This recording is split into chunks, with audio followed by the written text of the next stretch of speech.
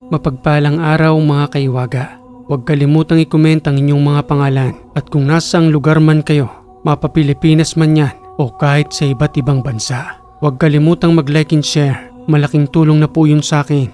Ang shoutout natin ay nasa huli ng kwentong ito para naman hindi maantala ang inyong pakikinig. Simulan na natin ang kwento ng tatlong magkakaibigang agimatero. Panahon ng 1981, lugar ng Capiz. Magandang araw sa inyong lahat. Nangangailangan ako ng trabahador para sa aking lupain na may tanim na tubuhan. At kung sino man na magpepresenta sa inyo, libre ang tahanan, gayon na rin ang pagkain. At sa pagtatrabaho ninyo ay may kaukulang bayad. Yun ay sa pag-aani ng mga tubo. Kaya nandirito ako ngayon at humingi ng tulong kay Kapitan upang ipatawag ang mga kalalakihan dito. Yun ay kung nangangailangan din kayo ng trabaho. Lumapit lamang sa akin ang gustong magkaroon ng hanap buhay. Ipapalista ko kayo rito sa ating barangay. Isang magandang oportunidad na ito na makapagbigay ng hanap buhay si Mang Terso para roon sa kanyang hanap buhay na tubuhan. Sige na't pumila kayo para ipalista ang inyong mga pangalan. Si Mang Terso ay isang matandang mayaman. Naghahanap siya ng mga trabahador. Nagtungo siya sa iba't ibang barangay. At nang makakuha na nga ng mga taong magtatrabaho sa kanyang tubuhan, meron siyang 2 uri ng dormitoryo kung saan doon niya pinatitira ang kanyang mga trabahador. Meron siyang tinatawag na Class A, gayon din ang Class B. Kakaiba nga ang dormitoryong yon. Sa gitna ng malawak na kagubatan, malapit din doon ang isang malawak na tubuhan. At ang ipinagtataka lamang nila, kakaiba ang 2 alalay ni Mang Terso. Madalas lamang silang nanduroon sa likuran ng matanda. May matipunong pangangatawan. At sa bawat pagtawag ni Mang Terso, kagad siyang naririnig ng 2 yon kahit nanduroon pa ito sa di kalayuan. Eseng, ano po yun Mang Terso? Bigyan sila ng mga kagamitan. Gayon din ang kanilang kasuotan na gagamitin sa pag-aani ng tubo. Bigyan sila ng kanya-kanyang silid. Huwag silang pababayaan pagdating sa mga pagkain. Kargo ko ang lahat ng aking mga trabahador. Mapapahiya ako sa mga barangay na pinuntahan ko. Dahil sa humingi pa ako ng tulong sa mga kapitan roon para lamang makahanap ng mga taong magtitiwala sa atin. Masusunod po Among Terso. Sige po, tihanda na po namin ang kanilang mga kagamitan. Kanya-kanyang bitbit patungo sa kani-kanilang mga silid. Dala-dala ang kanilang mga pangunahing gamit. Isa-isang tinawag ang kani-kanilang mga pangalan. Matapos maukupa ang lahat ng mga silid, binigyan sila ng kani-kanilang mga pagkain. Itinuro rin kung saan sila magluluto. Matapos iyon, nagbigay ng pamilya ng 2 alalay. Yun ay patungkol sa kanilang pananatili roon. Sambit pang wika nito na nagbibigay ng babala. Wag na wag kayong magtutungo roon sa gitna ng kagubatan hanggat walang pahintulot sa inyo. At isa pa, wag na wag rin ninyong gagambalain ang tahanan ni Mang Terso. Hanggat hindi niya kayo pinapatawag wag na wag kayong magtutungo roon. Dito lamang kayo sa dormitoryo pagkatapos ng inyong mga trabaho. At hindi rin kayo maaaring umuwi hanggat hindi kayo binibigyan ng pahintulot. Mananatili kayo rito hanggang dyan lang sa may bakuran. At sa kinabukasan ng umaga, magsisimula ang trabaho sa pagpatak ng alas 7. Walang sasayanging oras sa paghahanap buhay. Binabayaran naman kayo rito. Libre pang inyong tahanan at pagkain. At kung meron kayong katanungan, itaas lamang ang inyong mga kamay at susubukan kong sagutin. Nagtaas ng kamay si Jimuel. Ano nga bang pangalan mo? Ang pangalan ko po ay Jimuel. Bakit naman bawal kaming lumabas ng bakurang ito? Wala ba kaming kalayaan? Kahit na nga ba trabahador lang kami, siguro naman pwede kaming lumabas rito. Lalo pat kung wala namang kaming ginagawa. Magandang tanong yan, Jimuel. Pagpasensyahan nyo na kami. Ito ay pag-uutos lamang ng amo naming si Mang Terso. Sumusunod lamang kami sa kanya. At isa pa, yun ay para lamang sa inyong kaligtasan. Kaligtasan? Bakit? May masama bang mangyayari sa amin dito? Kung wala na kayong katanungan, maaari na ba kaming umalis? Hindi mo pa nasasagot ang tanong ko. May masama bang mangyayari sa amin dito? Hindi na sumagot ang 2 alalay ni Mang Terso. At dahil nga sa wala ng katanungan, napangiti na lamang itong si Jimuel na para bang may nababasa siya sa galaw ng 2 yon. At nang lubusan na ngang makalayo ang 2, bumalik na sa kani-kanilang mga silid ang mga trabahador. Maliban kay Jimuel na nanduroon pa rin sa kanyang kinatatayuan, palingalinga sa paligid ng dormitoryo. At sa makalipas ng ilang oras na kanyang pananatili roon, bumalik na siya sa kanyang silid at nahiga. Hanggang sa pagsapit ng dilim ay meron siyang mga naririnig. Alulong ng mga aso, gayon din ng mga kaluskos sa dingding. Samantalang wala namang aso sa dormitoryong yon sa kanilang pagdating. Paulit-ulit na bumalikwas sa kanyang kinahihigaan itong si Jemuel hanggang sa makatulog na lang siya at magising pasado 6:00 na ng umaga. Ang ingay naman ng mga katabing kwarto ko. Anong oras na ba? 6:00 na? Naku, mahuhuli na ako sa pag-aani ng tubo. Matapos makapaghanda ni Jemuel, isa-isa na nga silang nagtungo sa tubuan. Itinuro ang kanilang kinakailangang anihin. Nagtataka silang kung papaanong may mga tao nang nandoroon, mga nauna pa sa kanila. Samantalang hindi nila nakikita yun sa dormitoryo. At yun ang nagturo sa kanila kung papaanong mag-ani ng tubo sa makalipas ng ilang oras. Madali rin naman nila yung natutunan maghapon sa pag-aani. Naging araw-araw nila yung gawain doon. Hanggang sa isang gabi, habang nagpapahinga itong si Jemuel, medyo maalinsangan ang kanyang pakiramdam noon. Lumabas siya sa kanyang silid at habang nagmamasid sa paligid ng bakuran, may kakaiba siyang naamoy, amoy kamangyan. Sinundan niya kung saan ang pinanggagalingan ng usok at nang makita niya kung saan ang pinagmumulan nito, kagad siyang huminto at kumatok habang nagsasalita ng, "Magandang gabi." Sinong nandiriyan sa loob ng silid? Makailang beses pa siyang kumatok at tumawag at sa makalipas na ilang minuto, pinagbuksan din naman siya ng pintuan. Tugong wika pa sa kanya ng isang lalaking mag-isa lang rin sa loob ng silid na yon. Anong kailangan mo? May ginagawa ako sa loob ng silid eh. Katok ka naman ng katok. Di ba ikaw si Jemuel? Yung nagtaas ng kamay dito sa unang araw natin? Ako nga yun. May kakaiba lang kasi akong naamoy sa loob ng silid mo. At hanggang ngayon ay patuloy ko pa rin siyang nalalanghap. Ano bang ginagawa mo riyan? Bakit ba parang interesado ka sa ginagawa ko? Hindi mo pa nga alam ang pangalan ko. Lingon ka na ng lingon riyan. Pasensya ka na. Ano nga bang pangalan mo? Robin ang pangalan ko. Bakit parang may alam ka yata sa ginagawa ko rito? Kasi kakaiba yung pakiramdam mo eh. Hindi ka mapakali riyan sa kinatatayuan mo. Ruben, ritual ba ang ginagawa mo? Halika na nga rito, Jemuel. Pumasok ka sa aking silid. May papakita lang ko sa'yo kasi nababasa kong hindi ka rin pangkaraniwan. Kung una pa lamang kitang makitang tumaas ng kamay doon sa dalawa, pero hindi naman nila sinagot ang tanong mo. Sa pagpasok ni Jemuel sa loob ng silid, isang ritual nga ang bumungad sa kanyang mga mata. May kamangyang patuloy na umuusok, may medalyon ding nakalatag sa kanyang higaan at ang pulang libreta na nakabuklat sa ilang pahina na patuloy na binabasa ni Ruben. Maliban pa roon, ang iba't ibang uri ng spiritual na gamit, isang balahibo ng puting manok at ang liwanag ng kandilang nakapalibot sa loob ng kanyang silid. Hindi nga ako nagkamali, may katulad ko rin palang nandirito. Nakikipagkumbate spiritual ka na ba? Sa ngayon, Jemuel, ay pinapalakas ko pang sarili ko. 21 anyos pa lang ako ngayon at masasabi ko rin sa sarili ko na hindi pa naman ako ganun kalakas. Isang baguhang antingero pa lang rin, pero alam ko sa sarili ko na may ibubuga pa ako at mas lalo ko pang gagalingan na araw-araw. Kaya araw-araw din ako nagdarasal. Saan mo naman natutunan ng lahat ng yan? Pati na rin ng mga gamit mo. Sinong nagbigay sa'yo?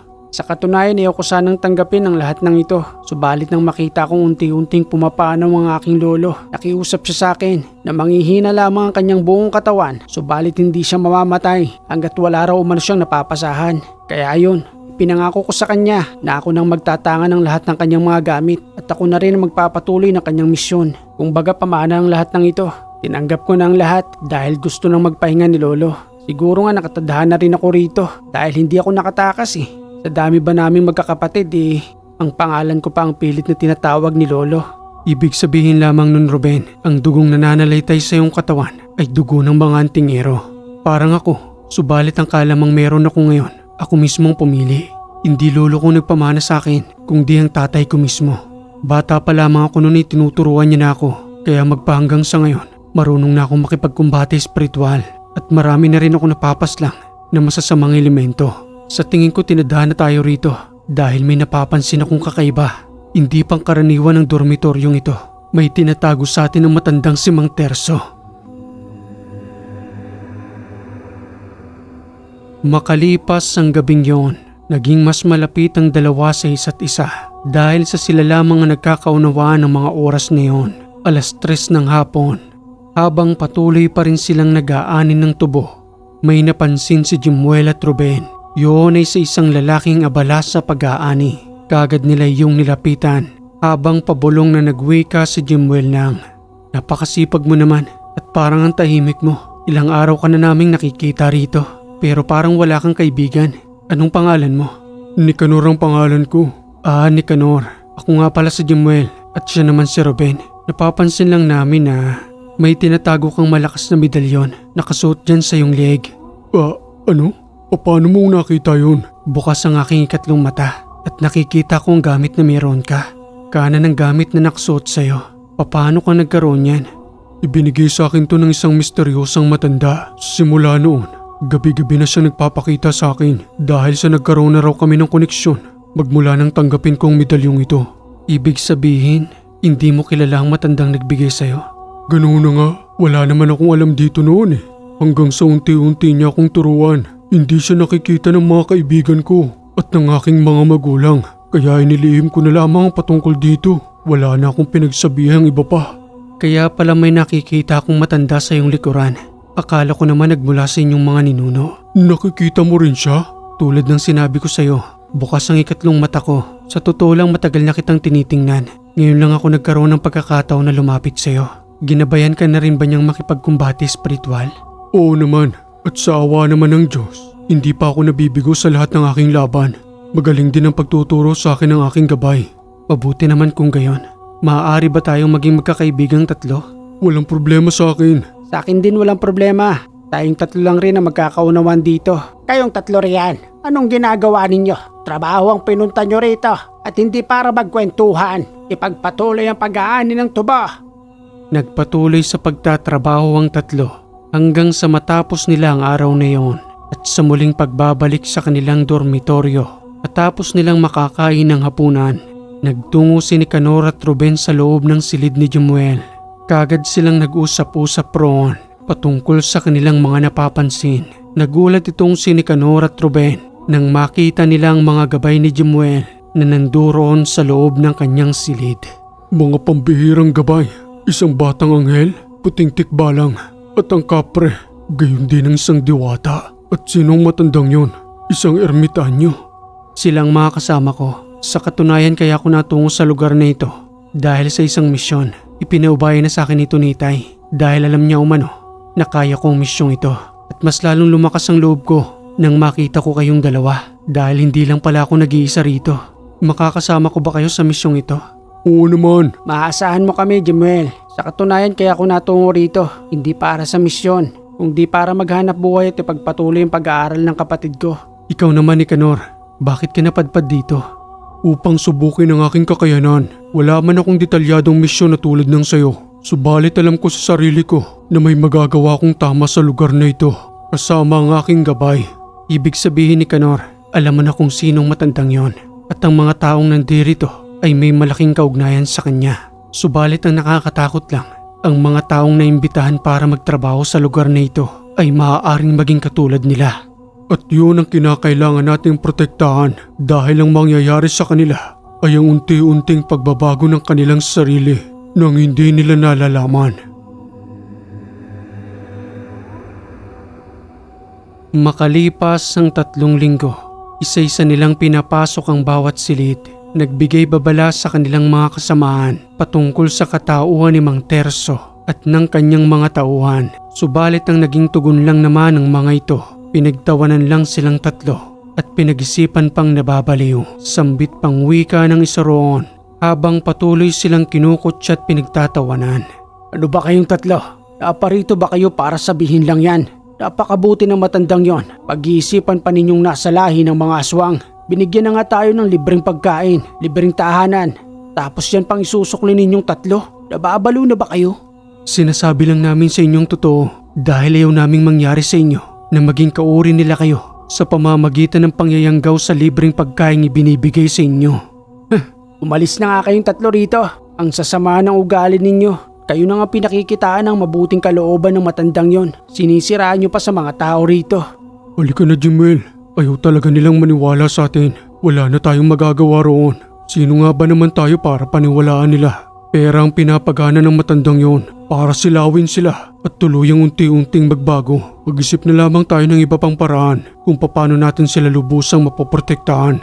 Isang gabi ay hindi na napigilan ni Jemuel na lumabas ng bakuran upang kumala pa ng mga ebidensya roon. Binaybay niya ang daan patungo sa may tubuhan at nang makarating na nga siya roon, napansin niya ang 6 na kalalakihan. May mga nilalantakang pagkain. Yun ang iba pang mga tauhan ng matandang si Mang Terso. Abala silang kumakain sa gitna ng tubuan at habang patuloy ang pagsimoy ng hangin, amoy na amoy ni Jemuel ang malansang amoy na nanggagaling sa kanilang pagkain. Yun ay sariwang dugo. Dahan-dahan siyang gumapang sa lupa hanggang sa marinig niya ang tinig ng mga ito habang patuloy na nag-uusap na kumakain. Magaling ang naisip ng ating pinunong si Terso. Ang pagkalap ng mga trabahador ang mas mabilis na paraan sa ating pagpaparami at ang hindi sasangayon sa atin ay gagawin nating pagkain. Tama ka Ron, matalino talaga ang matandang yan kaya siya ang ating pinuno. Salapi lamang ang katapat ng mga yan. Ang inaakala nila ay magandang layunin, yun pala, sarili nila ang kapalit. At sa hindi sinasadyang paggapang ni Jemuel, nahawakan niyang mga natutuyong dahon ng tubo. Nakagad na nagbigay ingay sa mga nilalang na yon. Panandalian siyang huminto at muling pinakinggan ang pinag-uusapan ng mga nilalang. Ano ang ingay na yon?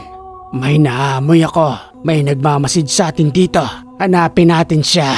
Kaagad na mabilis na tumakbo si Jemuel sa kanyang pinagtataguan at dahil sa kanyang kakaibang bilis, hindi siya inabutan ng mga yon. Kaagad na pumasok sa bakuran at nagtungo sa kanyang silid. Rinig na rinig ni Jemuel ang mga kaluskos. Paikot-ikot sa kanilang dormitoryo. Pinabayaan niya lang naman ang mga yon. Hanggang sa kinabukasan, ang lahat ng mga trabahador ay pinulong bago pa man magsimula ang kanilang pag-aani ng tubo.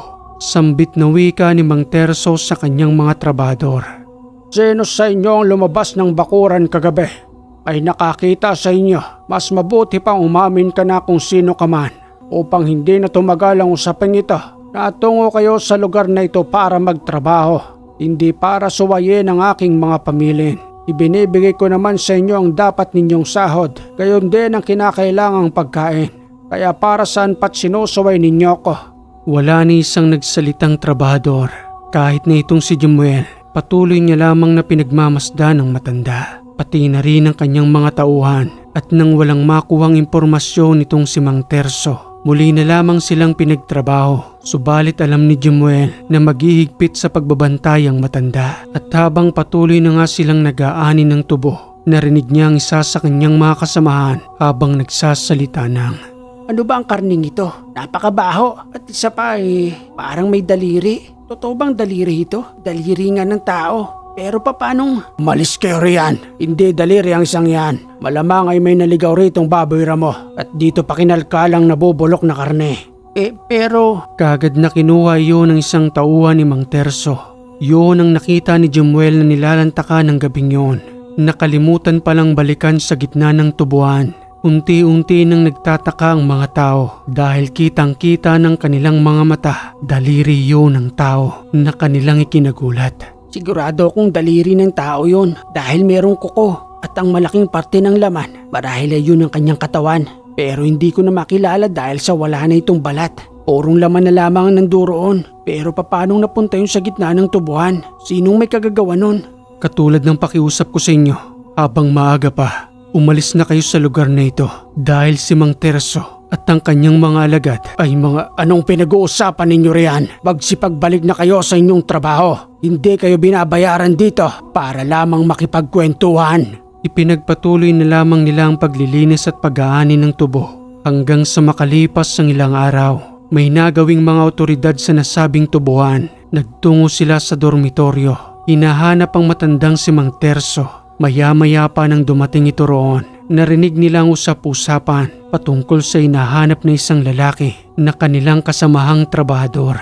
Pasensya na ho sa pangabala namin, Mang Terso. Alagad ho kami ng batas. Hinahanap lang ho namin ang isa ninyong trabahador. Humingi ho ng tulong sa amin ang kanyang pamilya. Ang sabi sa amin hindi na raw ho nagpaparamdam ang kanyang asawa at dito raw ho yun nagtatrabaho.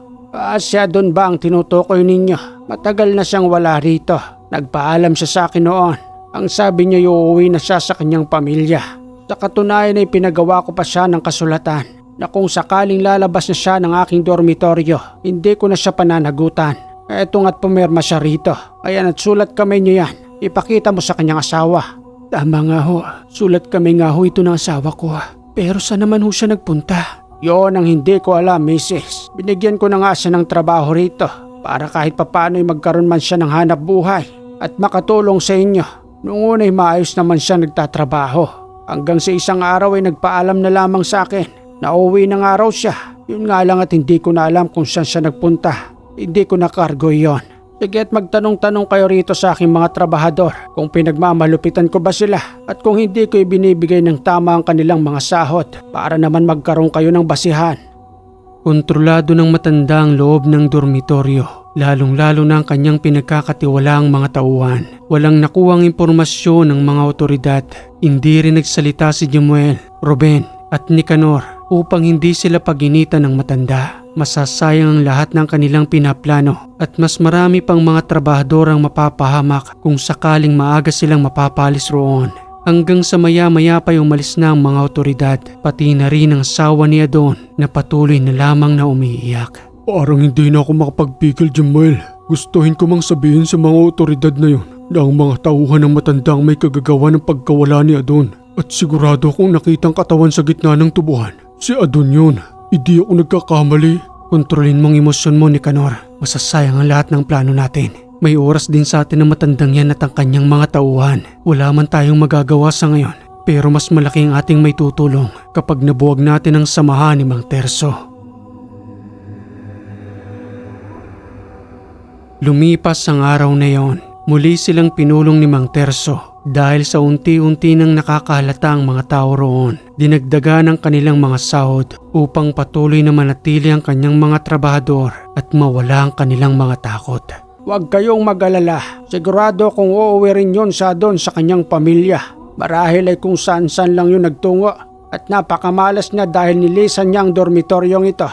Dahil sa magbibigay ako ng dagdag sahod, mas magiging malaki ang inyong buwan ng sahod dito. Dahil magmula nang dumating kayo, mas naging mabilis ang aming produksyon. Mas kumita ako ng mas maayos at dahil doon bilang tulong ko sa inyo, dadagdagan ko ang inyong sahod.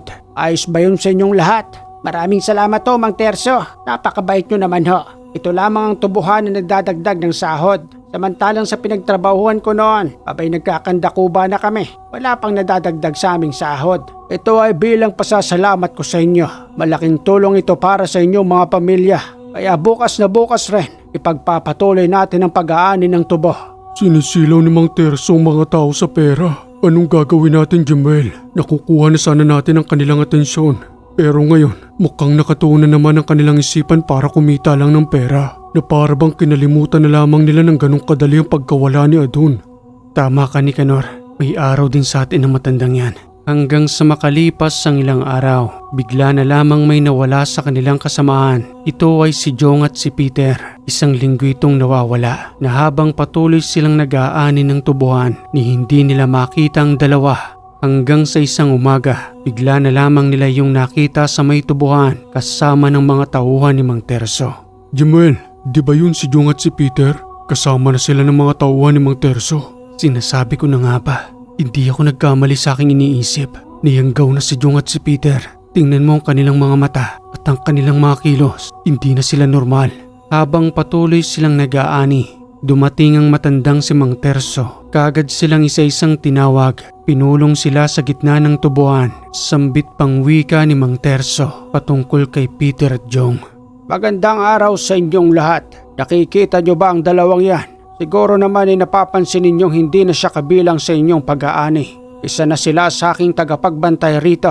At maliban pa roon, binigyan ko sila ng dagdag sahod dahil kabilang na sila sa aking pinagkakatiwalaan. At sana'y maging ganun din kayo. Sino ba rito ang kaibigan ni Jong at Peter? Kami po, Mang Terso. Kaming 5. Kaibigan ho nila kami. Pero nakapagtataka lang pare-pareho naman kaming masipag dito. Bakit silang dalawa lang binigyan ninyo ng pagkakataon para maging tagapagbantay? Sandali lamang, huwag kayong masyadong mainip.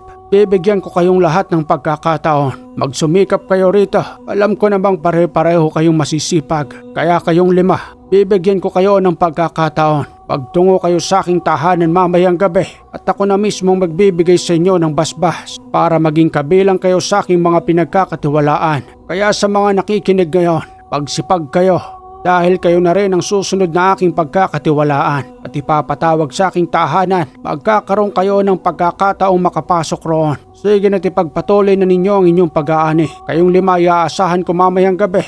Hihintayin ko kayo roon. Jemel, delikado ang 5 yan. Sigurado kung sila nang susunod na yayang gawin. Anong gagawin natin? Akong bahala ni Kenor. Susubukan ko silang kausapin. Samahan niyo akong 2 ni Ruben. Kakausapin ko sila sa kanilang mga silid. Matapos ngang maghapong trabaho, kagad na sinundan niyo ni Jemuel patungo sa kani-kanilang mga silid. Kagad niya yung kinausap patungkol sa katauhan ni Mang Terso. Maniwala kayo sa akin, pinuno ng mga aswang ang matandang yun. Ano bang pinagsasasabi mo, Jemuel? Nababaliw ka na ba? Napakabait ng matanda sa atin. Binigyan tayo ng trabaho at binibigyan kami ng promosyon. Siguro naiinggit ka lamang sa amin ano? Kaya ganyan ka na lamang kung pigilan kami dahil gusto mo na ikaw makatanggap ng promosyon. Wala akong pakialam sa promosyon na yan at hindi trabaho ang pinunta ko rito kung di mailigtas kayo.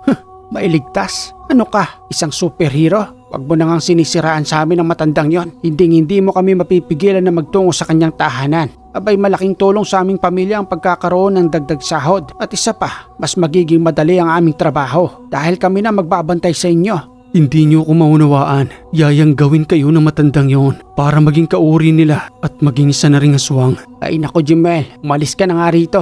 Baka ipagtulakan pa kita rito. Kung ayaw ninyong maniwala sa akin, pagbitbit na lamang kayo ng bawang. Ilagay ninyo sa inyong bulsa nang sa gayon makaramdam sila ng pagkailang sa inyo. Bahala ka na nga riyan. Maghahanda na ako para magtungo roon. 7:00 kaming hinihintay ng matanda.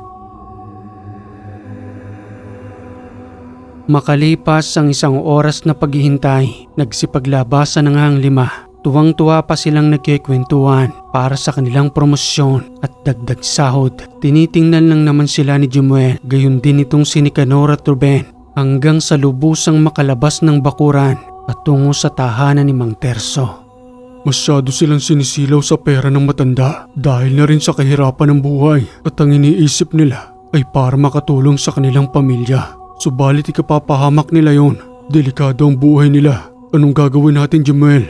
Gustuhin ko mang sumugod na ngayon sa tahanan ng matanda pero hindi pa oras ni Canor. Hindi pa itong tamang panahon.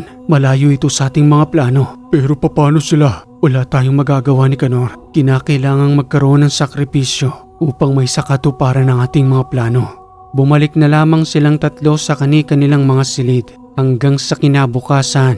Wala pa rin sa tubuhan ng 5 hanggang sa lumipas pa ang 5 araw. Hinahanap na sila roon at paulit-ulit na itinatanong sa mga tauhan ni Mang Terso. May alam ba kayo kung saan nagpunta ang 5? Bakit hanggang ngayon wala pa rin sila rito sa tubuhan? Di ba ang pangako sa kanila ng matanda? Magiging tagapagbantay rin sila rito tulad ninyo? Huwag na kayong marami pang tanong. Magtrabaho na lang kayo. Hindi yan ang binigay sa inyong trabaho para bigyan ng sahod. Ang gawain ninyo rito ay umani ng tubo. Huwag kayong mag-alala. Bigla na lamang susulpot ang 5 yon. Kinabukasan habang abala sa pag-aani ng tubo si Jemuel, gayon din si Nicanor at Ruben. May kakaiba silang naamoy na masangsang habang nagduroon sila sa gitna ng tubuhan na patuloy na nag-aani. Ang baho naman dito. Ano ba yung masangsang na yun? Parang nabubulok na karne.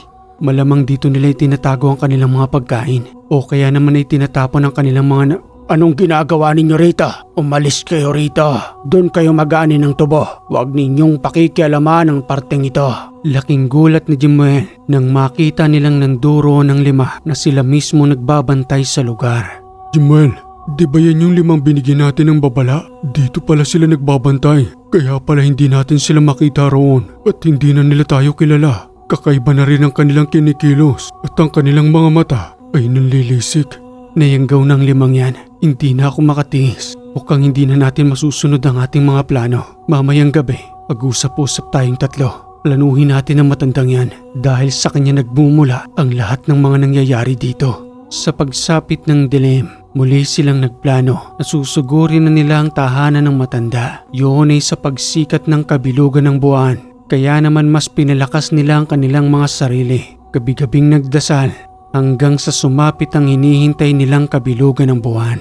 Nicanor at Ruben, handa na ba kayong 2? Handang-handa na, Jemuel. Gayun din ako, Jemuel. Utos mo na lamang ang hinihintay namin. Lalabas na ba tayo ng bakuran? Doon tayo sa likod dumaan upang hindi tayo mahalata ng ibang tagapagbantay. Halina kayo at dahan-dahan tayong lalabas sa dormitoryong ito. Binaybay nila ang daan patungo sa nasabing tahanan ni Mang Terso. Hindi pa man sila lubusang nakakarating, may mga huni ng ibon at pagalulong ng aso silang naririnig na para bang may sumusunod sa kanila at nang lubusan na nga silang makarating roon. Nakapagtatakang walang nagbabantay, isang malaking tahanan sa gitna ng kagubatan. Ang pag-aaring yon ni Mang Terso. Hanggang sa pasukin na nga nila yon, binuksan ang pintuang walang kandado. Sumalubong sa kanilang masangsang na amoy, ipinagpatuloy ang kanilang paglalakad at nang magawi sa isang malaking kusina, kapansin-pansin ng mga naglalakihang kawali. Maya-maya pa, kamuntikan ng madulas si Ruben dahil sa kanyang nayapakang sariwang dugo. Anong nangyari sa'yo, Ruben? Halika, tumayo ka. Dahan-dahan lang. Ano ba ito? Isang sariwang dugo. Malamang ay nandito lamang sila at nagmamasid sa atin. Napakalaki ng bahay na ito. Magmasid kayo at huwag kayong maging kampante.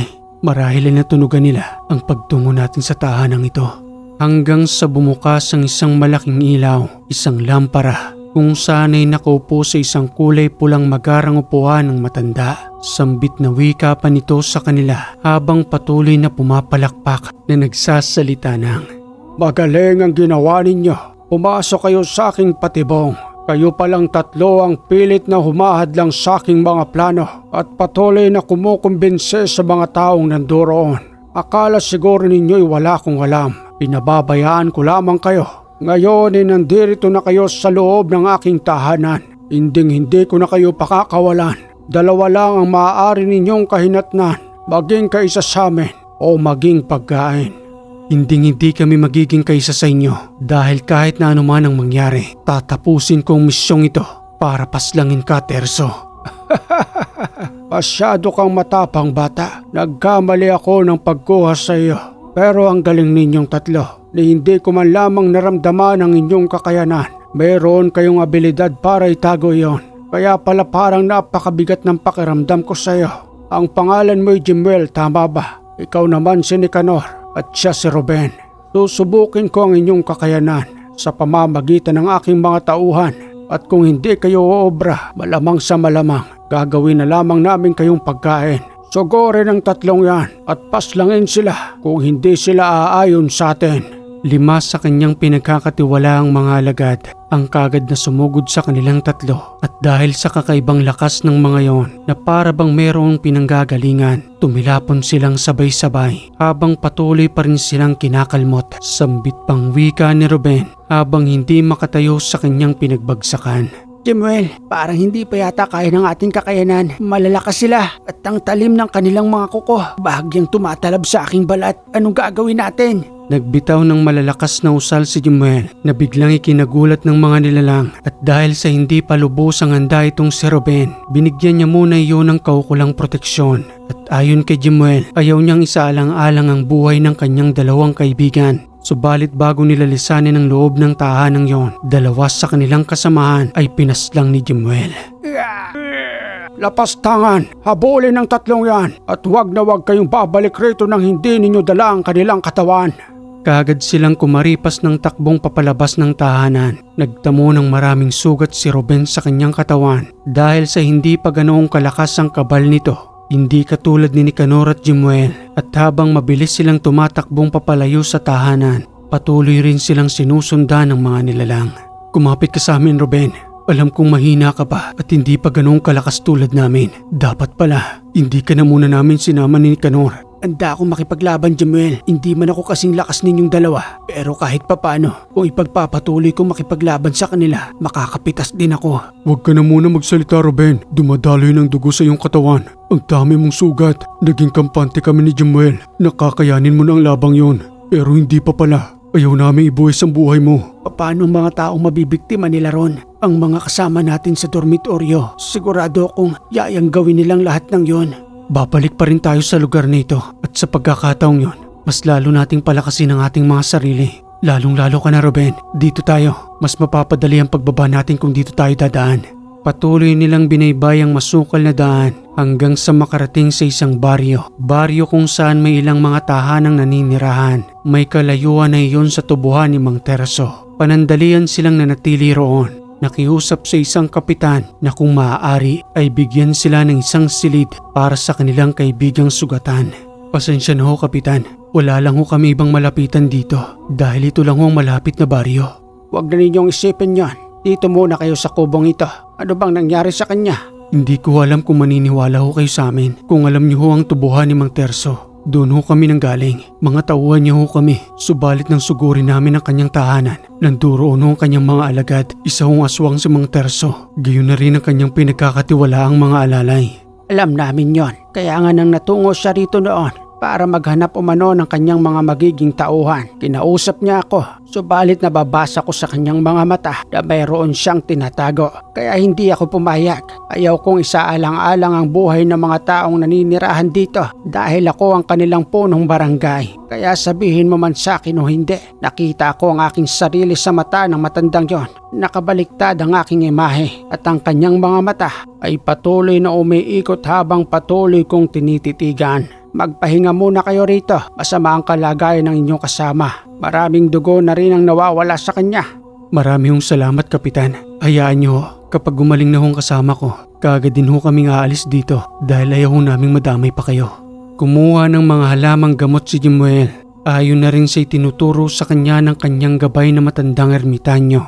Kaagad na binigyang lunas ang mga sugat ni Ruben at sa pagsapit ng gabi, mayroon silang naririnig na mga huni ng ibon. Patuloy ang pagaligid nito sa maliit na kubo, subalit na natili silang tahimik roon. Ayaw nilang pati ang mga naninirahan sa lugar ay maaaring madamay dahil lamang sa kanilang tatlo. Pupuksain ko ng mga yan, Jemuel.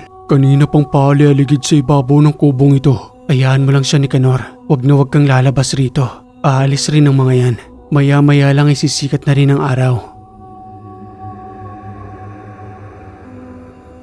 Makalipas ang ilang araw, lubusan nang gumaling itong si Ruben, subalit nagmarkas sa kanyang katawan ng mahahabang kalimot at dahil sa mga bakas na iyon, mas pinagbuti ni Ruben ang kanyang pagdarasal upang palakasin ang kanyang sarili at makasabay sa kakaibang abilidad ni Nicanor at Jemuel. Sa palagay ko ni Nicanor at Jemuel, maganda na ang pakiramdam ko. At sa araw din ang pananatili natin dito, nakapag-ipon-ipon na ako ng lakas. Maaari na tayong bumalik roon sa dormitoryo para naman maagapan ng ibang mga nanduroon at sigurado kung isa-isa na silang niyayanggaw ni Mang Terso.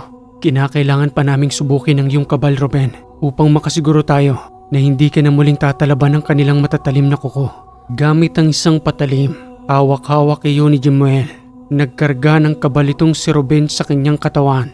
Matapos iyon, 4 na beses na iniwang kanyang balat gamit ang patalim. Tuwang-tuwa si Ruben dahil sa hindi man lamang siya nagkaroon ng galos. Handa ka na nga, Ruben, at sa muli nating pagbabalik roon, sigurado akong makakasabay ka na sa amin. Tama si Nicanor, pinagbuti mo talaga ang pagdarasal.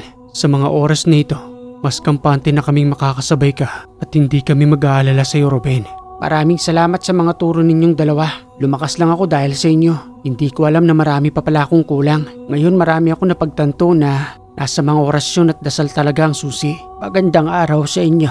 Sigurado na ba kayong lilisanin nyo ng lugar na ito? Maaari pa naman kayong manatili dahil alam naming mabubuti kayo. Marami hong salamat, Kapitan. Sapat na hong araw ng pananatili namin dito at sobrang napakalaking tulong na ho sa amin. Ayaw na ho naming makaperwisyo pa sa inyo dahil nung nakaraang gabi lang ay may patuloy pa rin umaaligi dito. Kayo ang bahala. Subalit kung muli kayong magagawi dito sa aming sityo, bukas ang aming pintuan para sa inyo at hindi kami mag-aatubiling. Muling ipagamit sa inyo ang kubong ito. Muli ho akong nagpapasalamat, Kapitan. Kinakailangan na rin ho naming umalis. Babalik ho kami sa lugar na yon. Marami pa hong taong kinakailangan ng aming tulong upang mapalaya ho namin sila sa kamay ni Mang Terso. Kayo ang bahala at nubayan nawa kayo ng Panginoon sa inyong mga misyon at nawa ay magtagumpay kayo. Muli nilang binaybay ang daan papabalik sa nasabing dormitoryo hanggang sa abutan na nga sila ng hapon. At habang papalapit na nga sila sa dormitoryo, 2 sa mga alagad ni Mang Terso ang humarang sa kanilang daraanan. Ito ang mali ninyong nagawa. Ang muli pang bumalik sa dormitoryong ito. Hindi nyo ba alam na unti-unti nang napapasailalim ng kapangyarihan ng aming pinunong si Terso ang lahat ng mga naninirahan dito sa dormitoryo? Wala silang magawa dahil kaya silang paikutin ng matanda pagdating sa kanyang kayamanan. Gagawa kami ng paraan upang muli silang manumbalik sa kanilang kaisipan. Kaya kung ayaw pa ninyong pumanaw, umalis kayo sa aming daraanan dahil sinisiguro ko sa inyo na may kalalagyan kayong dalawa. Hindi nakinig ang dalawang nilalang na yon. Bagkus ay mas lalo silang hinarangan at dahil sa galit ni Ben, ipinakiusap niya na ito kay Jemuel at Nicanor na sanang bahala sa dalawang yun para paslangin. Jemuel at Nicanor, mauna na kayong dalawa ron. Ako nang bahala rito. Ngayon ay matitikman ninyo ang aking galit dahil sa ginawa ninyo sa akin. Tumakbo ng patungo si Jemuel at Nicanor sa dormitoryo. Naiwan doon si Ruben. Gamit ang kanyang bagong abilidad, kagad niyang pinaslang ang dalawang yon ni hindi na tumagal ng ilan pang minuto. Kagad din siyang sumunod sa dalawa at nang lubusan nga silang makarating sa dormitoryo, sa pagpasok pa lamang ng bakuran, pinagtitinginan na silang tatlo habang patuloy silang tinatanong ng kanilang mga dating kasamahan kung ano ang nangyari sa kanila at bakit sila biglang nawala. Anong nangyari sa inyong tatlo? Bakit bigla-bigla na lamang kayong nawala at biglang sumulpot dito? Ilan na lamang kaming natitira. Hindi ko rin alam kung saan napunta ang iba. Nagugulat din kami. Tapos bigla na lamang may sumusulpot. Ano ba talagang nangyayari dito? Tulad ng mga pakiusap ko sa inyo, hanggat hindi pa lubusang niyayanggaw ang lahat ng mga nandirito, umalis na kayo.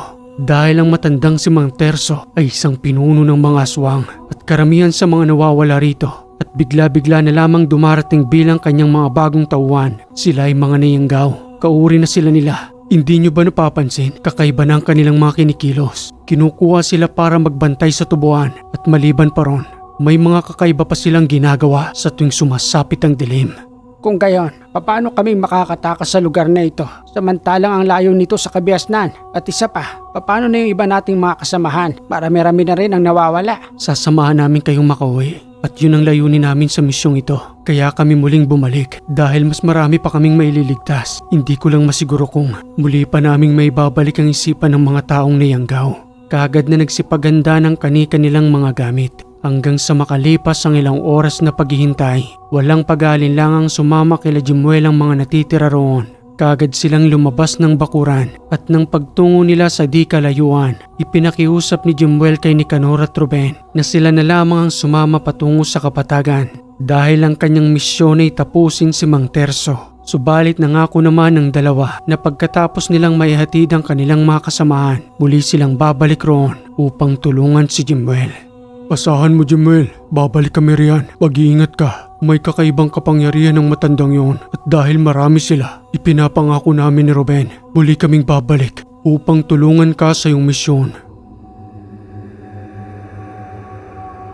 Sa muling pagbabalik ni Jemuel, kaagad niyang pinuntahan ang tahanan ng matanda. Subalit sa pagkakataong yon, marami nang nakapaligid na nagbabantay, kabilang na rin doon ang ilan sa dati nilang mga kasamahan sa pagtatrabaho. At nang maramdaman siya ng mga ito, kaagad siyang pinunteriya upang kaharapin.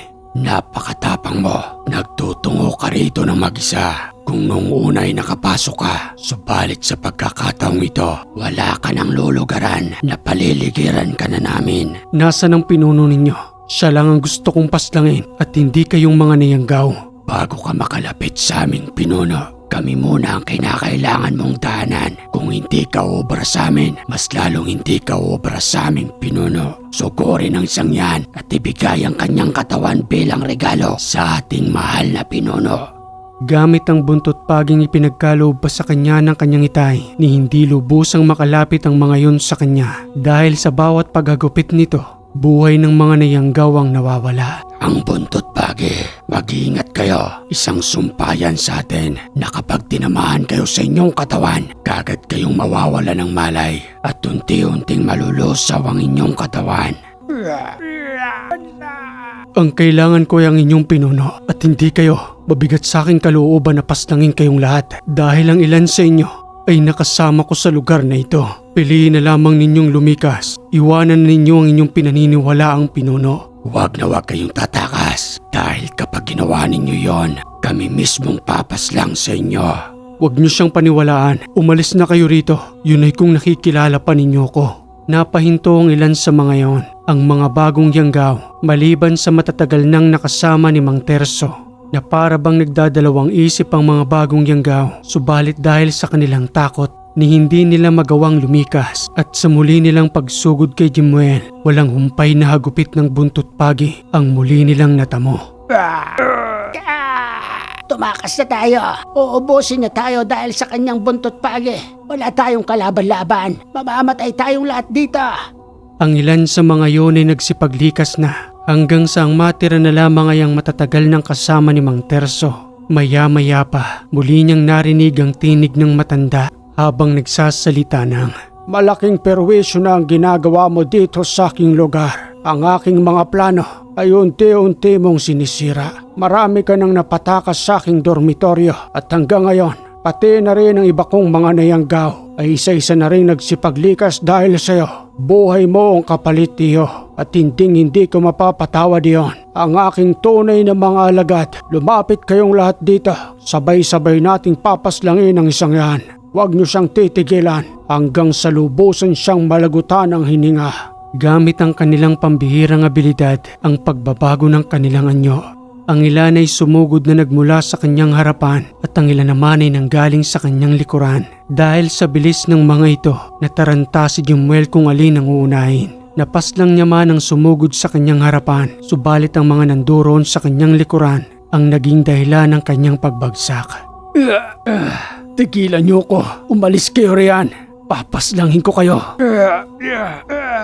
At sa hindi inaasahan, bumalik ang lakas ng loob ni Jimuel nang marinig niyang boses ng dalawa. Si Nicanor at Ruben ay nanduro na sa kanya upang tumulong. Umalis kayo riyan. Itong para sa inyo.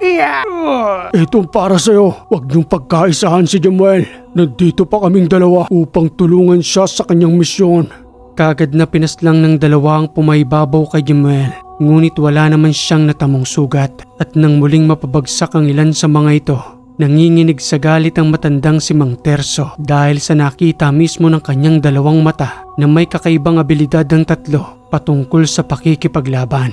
Magaling. Sa tinagal-tagal ko sa pagiging pinuno, ngayon lamang ako nakakita ng ganitong uri ng kakayanan. Kayong tatlo, hindi may tatago sa aking isipan na kahit ako ay nakakaramdam ng takot. Subalit mga bubwit pa kayo sa aking karanasan. May mga napaslang na rin akong tulad ninyo. Nagmakaawa sila sa akin upang bigyan ko sila ng isang pagkakataon para mabuhay.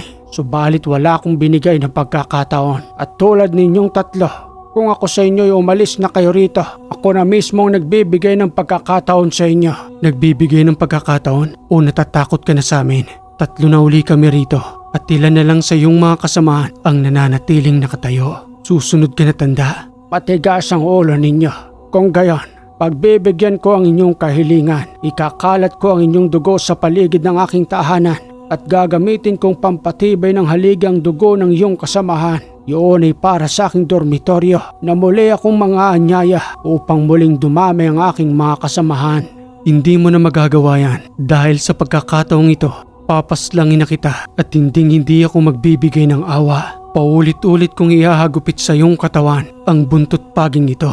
Tatakbong patungo si Jimuel kay Terso upang paslangin na ang pinunong yon. Subalit sa hindi inaasahan, bigla siyang lumubog sa lupa na naging dahilan ng kanyang pagkawala. Sigaw na wika pa ni Ruben na ikinabahala ang pagkawala ni Jimuel.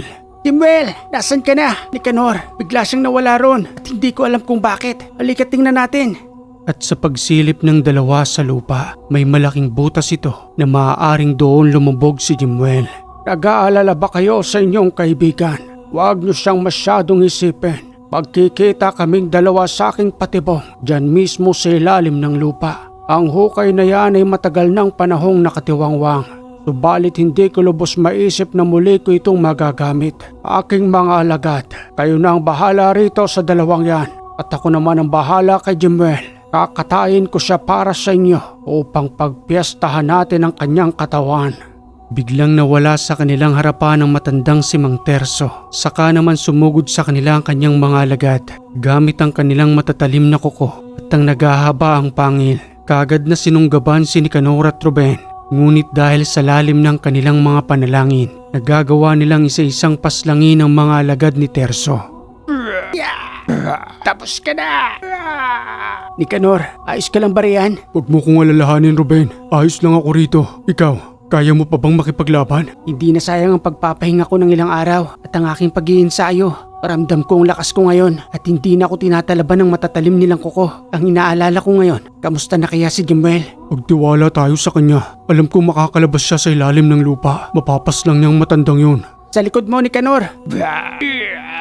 Sige, pagsipagsugod kayo. Hindi kami natatakot sa inyo. Wala kayong puwang sa mundong ito. Nagpatuloy ang digmaang iyon habang si Jemuel ay patuloy na naglalakbay sa ilalim ng lupa. Isang malaking tunnel ang nanduroon at may kalumaan na iyon. Marami ring mga nagkalat na kalansay at habang patuloy na binabaybay ni Jemuel ang daan, may nakita siyang bahagyang liwanag. Kagad niya yung sinundan habang nagsasalita ng, "Napakaraming nagkalat na kalansay. Hindi ko akalaing may isa palang malaking tunnel dito. Saan ang tamang daan mga gabay? Doon sa liwanag na yon. Sigit magpapatuloy ako sa aking paglalakad." Habang patuloy na binabaybay ni Jemuel ang mahabang tunnel, may mga napansin din siyang itim na elementong nanduroon, subalit hindi naman siya pinakialaman. At nang papalapit na sa nasabing liwanag, may narinig siyang pagkalabog hanggang sa magsalita ito na nanduroon sa kanyang likuran. Hindi ka na makakalabas ng buhay sa tunnel na ito. Kaya ang nararapat lamang sa iyo ay katayin. Ito ang aking teritoryo at ang dulo ng tunnel na ito ay patungo sa may tubuhan. Mahabang panahon na itong ginagamit ng aking mga ninuno. At sa ngayon, hindi ko akalaing muli akong papasok rito para sa mga tulad mong may kakaibang kakayanan na dito namin iniiwan ang kanilang mga buto. Masyado kang may tiwala sa sarili mo, Terso. Katawan mo ang ibabawon ko sa tunnel na ito. Yun ay bilang kabayaran sa lahat ng taong pinaslang ninyo. Yun ay kung kaya mo kong paslangin. Tulad ng sabi ko, ito ay aking teritoryo. Matapos makapagsalita ng matanda, bigla na lamang itong nawala sa kanyang harapan at nakarinig siya ng animoy mga pintuang nagbukas. Paulit-ulit niyang sinundan ng mga tunog hanggang sa bigla na lamang sumulpot sa kanyang harapan ang mukha ni Terso. Natatakot ka na ba? Tanggapin mo ito, Jemuel. Ang lakas nun. Anong klaseng matanda ito? Kakaibang lakas ang ipinaramdam niya sa akin. Tumayo ka riyan. Nagsisimula pa lamang tayo sa ating laro. Mahaba pa ang tunnel na ito. Paglalaruan kita dito, Jemuel, hanggang sa lubusan mong maramdaman ang matinding takot na siya mismong papatay sa'yo. Hindi maaari ito. Anong gagawin ko? Hindi ko siya makita. Bigla-bigla na lamang siyang nawawala sa aking harapan. Mga gabay, tulungan niyo akong ipakita sa akin ang aking kalaban. Nagtulong-tulong ang kanyang mga gabay upang gamitin ang kanilang kakayanan. Subalit ang ipinagtataka nila na sa loob ng tunnel na yon, ni hindi nila mailabas ang kanilang abilidad na para bang may kakaibang pumipigil sa loob ng tunnel. Na ni kahit sa paghagupit ng kanyang buntot pagi ay hindi niya magawa habang nanduroon siya sa loob ng tunnel. Nakakaramdam ka na ba ng matinding takot, Jemuel? Wala ka nang magawa, gayon din ang iyong mga gabay. Maya-maya lamang ay lubusan ka ng manghihina dahil ang loob ng tunnel na ito ay umihigop ng inyong kakayanan. Gulong-gulo si Jemuel ng mga oras na yon ni hindi na siya makapag-isip ng tama. Na habang paulit-ulit pa niyang naririnig ang boses ng matanda, mas lalo siyang nanghihina hanggang sa may narinig siyang tinig. Boses iyon ni Nicanor at Ruben habang tumatakbong papalapit sa kanya. Ayun at nandun si Jemuel. Bilisan natin, Nicanor. Uy, Jemuel, anong nangyari sa'yo? Ayos ka lang ba riyan? Sabay-sabay ko kayong papaslangin. Hindi kayo makakalabas ng tunnel na ito. Ito ang aking kaharian. Tumigil ka, tanda. Pagbabayaran mong lahat ng ginagawa mong ito. Buhatin natin si Jemuel at dalahin natin sa liwanag na yon. Mas minabuting binuhat ni Ruben itong si Jemuel habang si Nicanor ay kinalaban ng matandang si Terso. Ngunit gayon paman, tulad ng nangyari kay Jemuel, nakaramdam din siya ng matinding panghihina. Ano ito? Nakakahilo. Parang nalulula ako. Dumadalawa ang aking paningin. Ano bang meron sa tunnel na ito? At habang abala ang matanda sa pagharap kay Nicanor, minadali ni Ruben na madalas sa liwanag itong si Jemuel. At nang makarating na nga sila roon, isa yung pintuan patungo sa gitna ng tubuhan. Sandali lang, Jemuel. Bubuksan ko lang ang pintong ito. Ano? Ito yung tubuhan kung saan kami nagtatrabaho. Paano dito nakakonekta ang tunnel? Di bali na nga. Sandali lang, Jemuel. Makakalabas na tayo rito. At nang lubusan nga silang makalabas roon, panandalian niyang inihiga si Jemuel sa lupa. Inanghina ito na halos mawalan na ng malay ng mga oras na yun. Kamunti ka na rin ako ron na habang buhat-buhat ko itong si Jemuel, nanginginig na ng lubusan ng tuhod ko. Hindi ko may paliwanag na parang unti-unting nangihina ang buo kong katawan. Kamusta na kaya si Nicanor? Pero hindi ko maaaring iwan si Jemuel. Balikan mo si Nicanor. Huwag mo siyang iwan doon. Kontrolado ng matanda ang loob ng tunnel. Pabayaan mo na ako rito, Ruben. Maya-maya lang manunumbalik na rin ang lakas ko sa tulong ng aking mga gabay. Sigurado ka ba, Jemuel? Oo, sige na. Balikan mo rin si Nicanor. Sa pagbabalik ni Ruben sa loob ng tunnel, dinatnan niyang wala ng malay itong si Nicanor. Hanggang sa maya-maya pa, inatake rin siya ng matanda sa kanyang likuran nang hindi niya namamalayan. Wala kayong kalaban-laban sa akin dito. Kahit na magsama-sama pa kayong tatlo, hintayin mo ang sunod kong pag-atake. Nariyan na ako. Tumigil ka. Madaya kang matanda ka. Hindi ka lumalaban ng patas. Ginagamit mo ang tunnel na ito upang sa pagdating ng labanan ay lamang ka. Samantalang kami ay unti-unting nangihina. Subukan mo kaming labanan sa labas ng tunnel na ito. Tingnan lang natin kung totoong may lakas ka. At dahil sa paghahamon ni Ruben, lumabas ng tunnel ang matanda. Bit-bit itong si Ruben at Nicanor na lubusang nangihina. At nang makalabas na nga sa dulo ng tunnel, kagad nitong hinanap si Jemuel na nagtatago sa mayabong na tubuhan. Jemuel, nasaan ka na? Magpakita ka sa akin. Patutunayan ko sa inyong tatlo na totoong kaya ko kayong labanan ng harap-harapan. Tingnan mo ang dalawang kasamahan mo rito. Wala na silang sapat na lakas. Unti-unting nangihina. At kung hindi ka palalabas riyan sa iyong pinagtataguan, sabay ko nang papaslangin ang dalawang ito. Sandali, ako ang kaharapin mo. Yun ay kung tunay kang ang malakas. Dito tayo maglaban at hindi sa loob ng tunnel. Inahamon kita, tanda. Yun ay kung tunay kang pinuno. Pinakawala ng matanda si Nicanor at Ruben. At dahil sa nag-iisa na lamang ang pinunong yon na naubos na ng dalawa ang kanyang mga kasamahan, si Jemuel na lang ang pag-asa ng dalawa dahil sa lubusan pa rin silang nangihina. Gamit pa rin ni Jemuel ang kanyang buntot pagi, subalit sa pagkakataong yon, itinali niya sa may hawakan ng isang pulang panyo kung saan ay kargado ng malalakas na usal na ipinagkaloob pa sa kanya ng kanyang itay. Tingnan lang natin ngayon kung saan ka pupulutin, tanda. Nararamdaman ko na sa aking sarili na muli nang nanumbalik ang aking lakas. Salamat sa tulong ninyo, mga gabay. Hindi niyo ako pinababayaan. Tanggapin mo ang aking pag-atake. Umanda ka, Jemuel.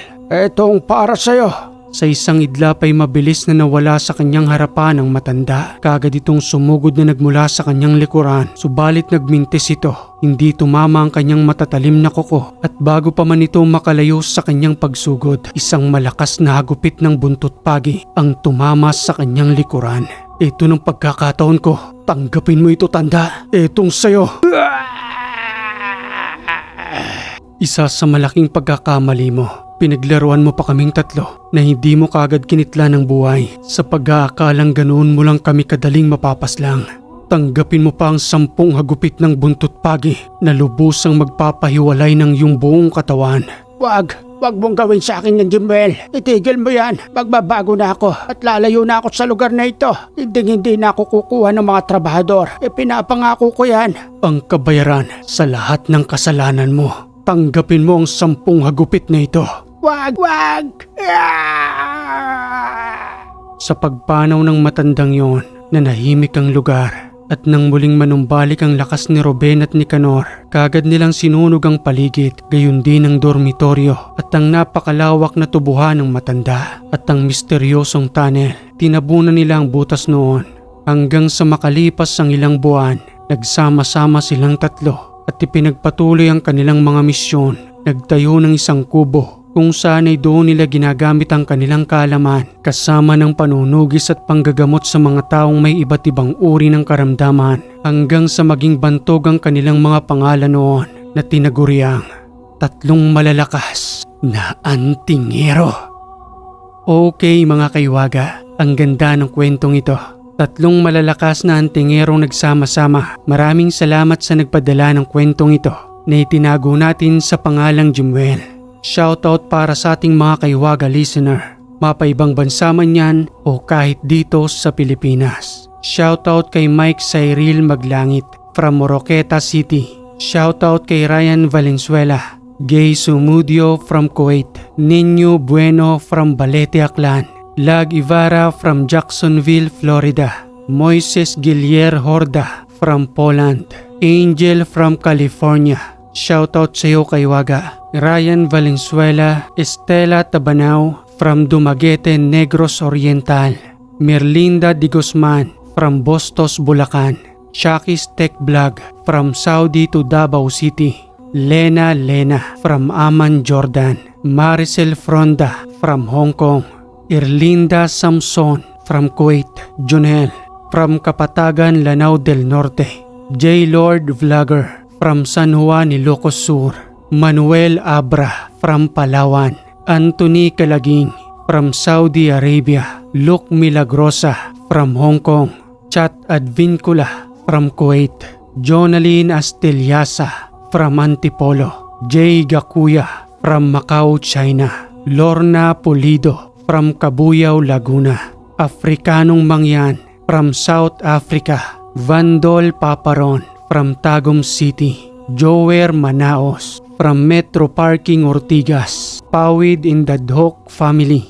Kabukid Eddie Vlog from Macau, Miriam Liebelt from Arizona, USA, Sarah Okomen from Hong Kong, Nansky Vlog from Iloilo, Jason Daysur from Tugigaraw City, Cagayan, Agalon from Antarctica, Jilin Dano, YouTube Jose Gaming from Toronto, Ramil Rosales from Korea, Abdul Aziz from Riyadh, Saudi Arabia, Drex from LA, California, Rumzel Fishing from Qatar, Hafiz Igrani from Jeddah, Irlinday Kaore from Hafir Albatin, Erika Aris Mendoza from Japan, Jorin Mandagit from Kabangkalan, Mark Dennis Barbarona from Bohol. Shoutout kay Ella, Shena, Rika, Joshua at Rebecca from Doroteo de Austria, Raymond Mantalaba, Elena Palomo, Zian Mantalaba from Santa Rosa, Laguna, Ronel Mapula from Bicol, Albay, J. De Los Santos from Europe, Croatia, Archie Santos from Italy, Salvi Fadeo Sariola from Saudi Arabia, SGDM from Bulacan, Jenny Cañete from Mactan, Lapu-Lapu, Cebu, Christian Alcantara from Italy, Milito Broza from Esperanza, Masbate, John Mark from Villena, Cebu, Ruby Cornea from Canada, Rafi Rico Studio from Alaska, Big Boy Abrenica from USA, Gerardo Panimdim from Natulungan, Kabawi, Bukidnon. Maraming salamat sa inyo mga kaiwaga. At kung nagustuhan mo ang kwentong ito mga kaiwaga, palambing naman po ng like and share. At kung hindi ka pa nakaka-subscribe, click mo na ang subscribe button dyan, pati na rin ang bell para updated ka sa ating mga bagong kwento. Muli mga kaiwaga, maraming salamat sa lagi ninyong pagantabay dito sa Ang Hiwaga.